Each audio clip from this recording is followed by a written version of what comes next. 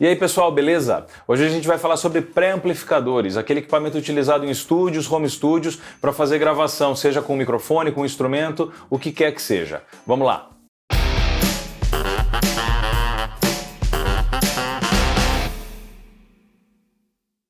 Se você já é inscrito no canal, meu muito obrigado. Se você ainda não é inscrito no canal, por favor, se inscreva. Essa é a forma de vocês agradecerem o conteúdo que está sendo gerado e uma forma também desse canal crescer, ok? Vamos lá!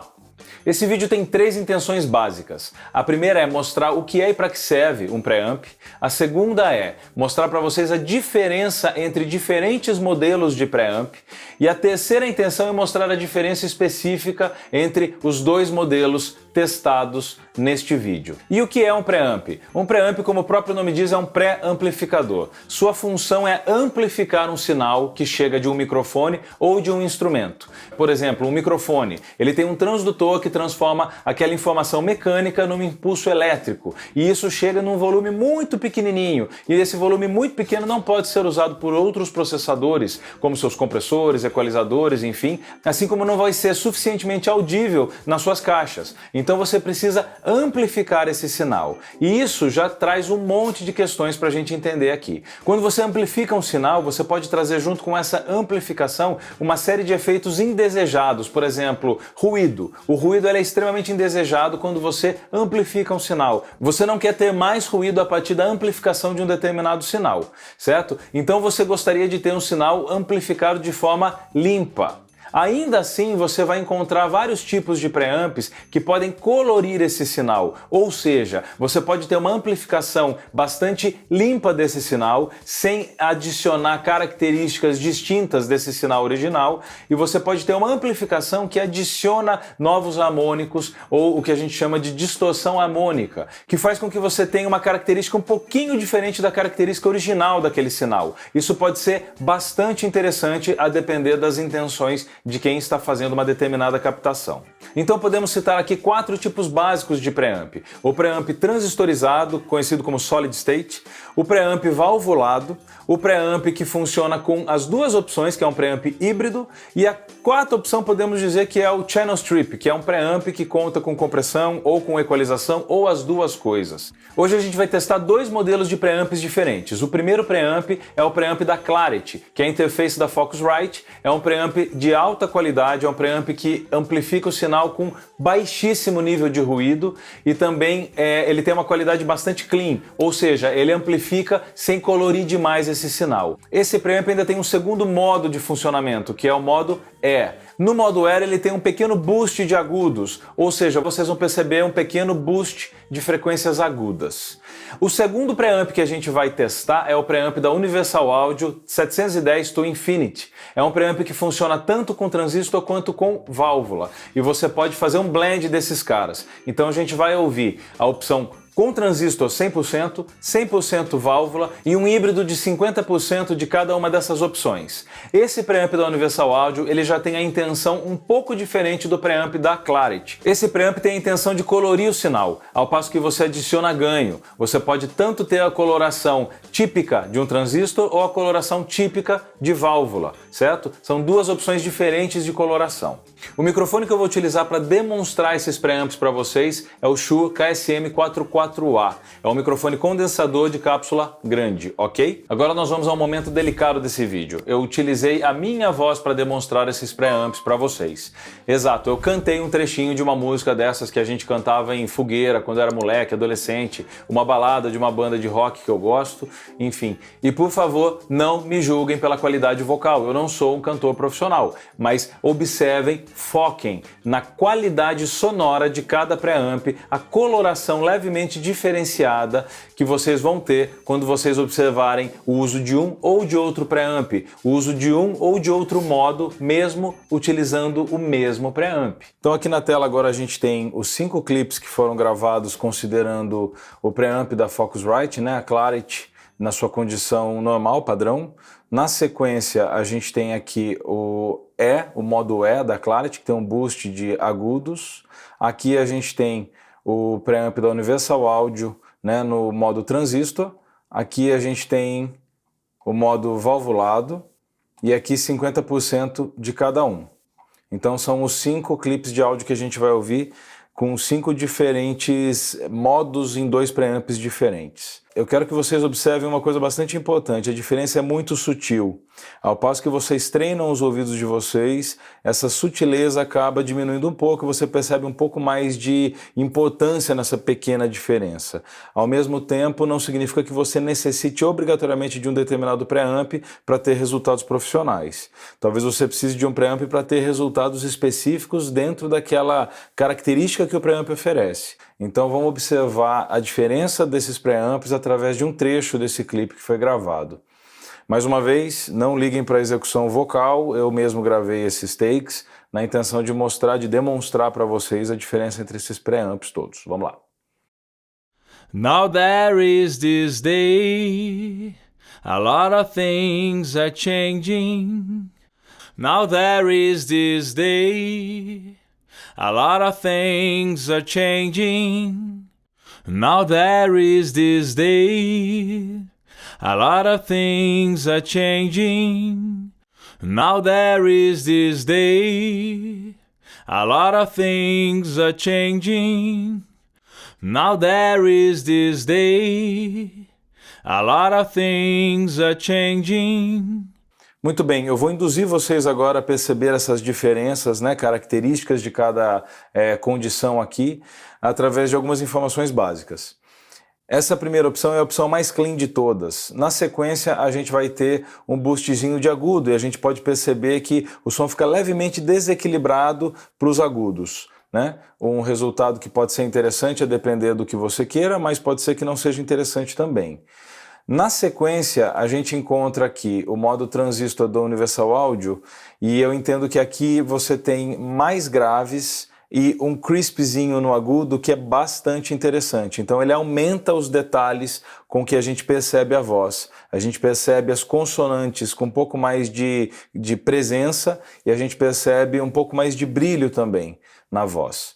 Na sequência, no modo valvulado, a gente vai perceber que não há tanta presença, o médio é um pouco mais pronunciado, certo? O médio grave um pouco mais pronunciado e você tem nessa última condição, obviamente uma mistura dessas duas características anteriores que eu citei, o transistor e o modo dele com válvula.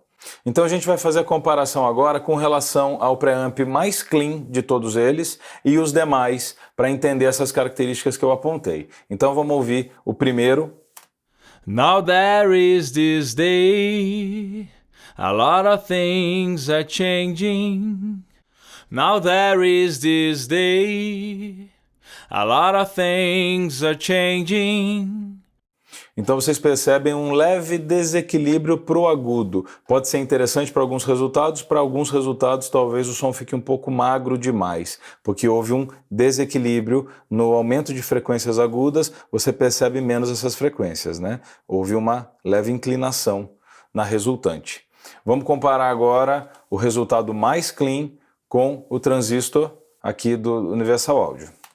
Now there is this day, a lot of things are changing. Now there is this day, a lot of things are changing.